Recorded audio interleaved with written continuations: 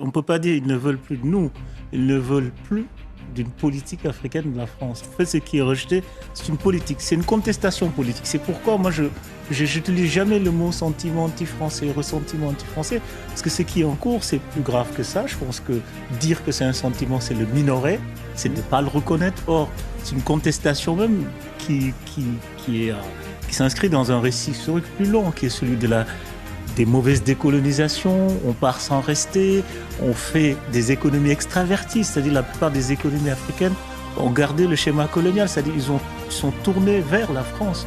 On fait une agriculture pas pour les Sénégalais, mais pour nourrir la France. Et tant qu'on ne sortira pas de ces extraversions, de ces distorsions, de ces récits, de ces postulats de la colonialité, l'affrontement est inévitable.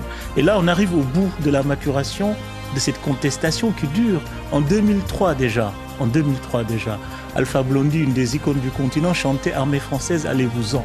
C'est-à-dire la contestation. Dégage même. C'était « Armée française, allez-vous-en ». Et tous les jeunes à Abidjan, partout, chantaient ça.